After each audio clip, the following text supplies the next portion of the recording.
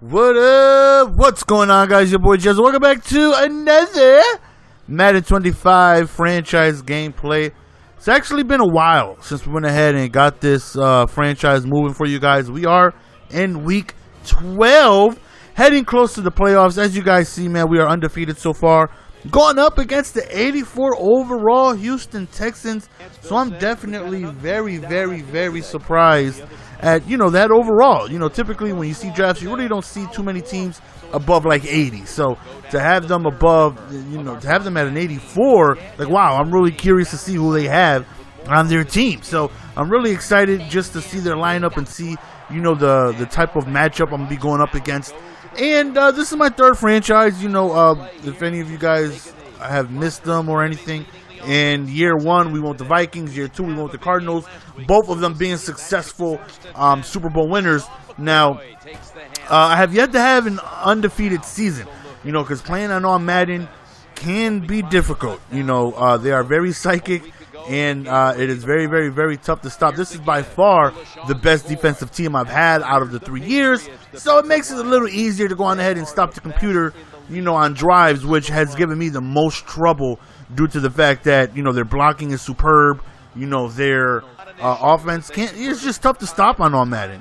But, like I said, our defense is very dominant, and the backbone of our defense is our defensive line. When you got J.J. Watt and we got Poe and just a lot of block-shedding monsters along with Bryant and just a very good front four that goes on ahead and makes a lot of plays happen. So our first offensive possession, trying to get back in rhythm here with Nick Foles, who we went ahead and traded our first, second, and third round pick, I believe, to go on ahead and get him. We did draft Geno Smith, but by the time I looked at quarterbacks, there was nobody I really wanted to, as we end up just rumbling through, folks, with LeGarrette Blount. There was nobody I looked forward to having a season with, at the time. So I was like, let me just see what I can get for Nick Foles. And I sent the house for him, and I'm very glad with my trade, because he is a very accurate quarterback. He can be sporadic at times. Like, you're going to see a throw coming up that just made no sense, but for the most part, he puts the ball where it needs to be, and he does a very good job of being able to throw the ball. As we hit him with the skinny right over the middle of the Butler right there. Huge gain, puts us in excellent position to go ahead and score. Right there, Blount close to a touchdown, but he does pick up the first down, putting us in striking distance. Another handoff, and right here, you know what we like to do within the 5-yard line. Whoop! Hit him with the play action. Whoop! Hit him right over the outside shoulder, up top in the back of the end zone. To, of course, nobody other than McCoy. The team leader, I should say, in receptions, yards, and touchdowns. I'm pretty sure. I try my best to give him the ball as much as possible. He has easily risen the most when it comes to attribute-wise and overall-wise. He is just playing out of his mind this season, dominating, the team in catches and pretty much every offensive statistic when it comes to receiving. So I definitely look to try to give him the ball as much as possible. So here we go back again defensively, and as you see, they got a little run game going. And when you got Shady McCoy, he's very difficult to try and get a hold on.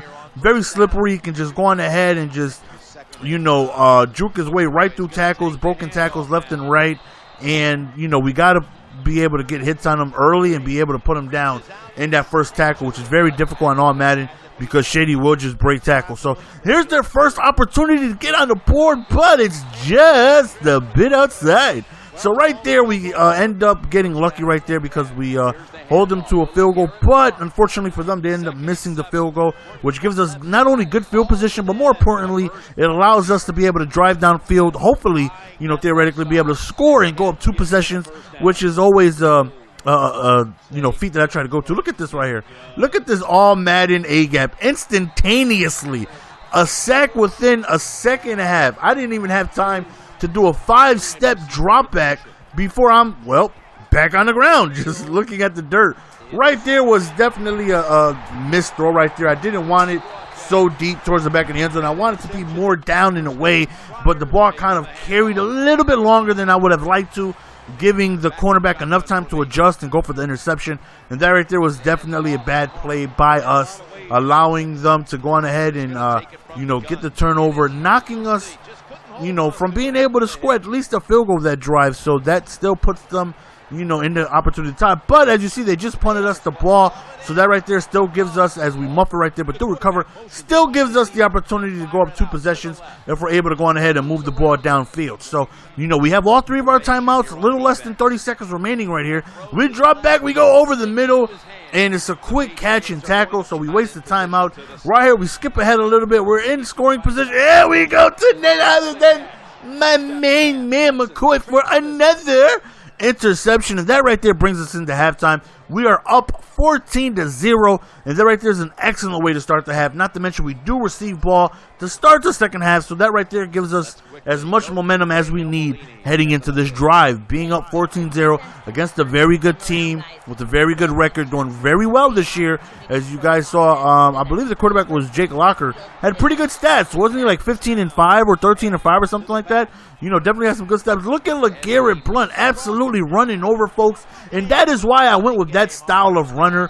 There was definitely a lot of agile, quick runners, but I was like, you know, I want a big, powerful back that's going to be able to fall forward, get me necessary yards after contact, and somebody who's just going to be a bruiser, somebody who is going to pound the inside on the defense, and somebody who's just going to make a long day for that front seven, whoever decides to be inside that box.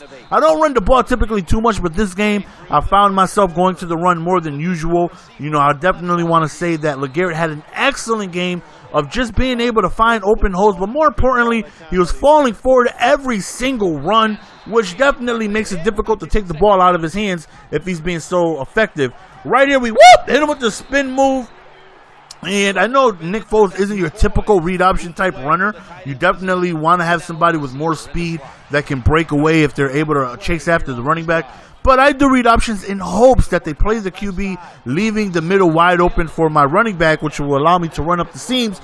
But unfortunately, they didn't play the running back. They didn't play the quarterback. They played the running back, so I had to force to keep it. Thankfully for us, our number 1 QB does get injured. That's not thankfully, but he does get injured. But thankfully for us, I should have said, he comes back, you know, and he is able to finish the remainder of the game without getting injured. So that right there is big. With playoff time, you know, coming up, the last thing we need is our starting QB to go on ahead and get hurt for any significant time. And I've had that happen in previous seasons, and it is very difficult relying on a backup, especially since I've gotten used to Nick Foles throughout the year.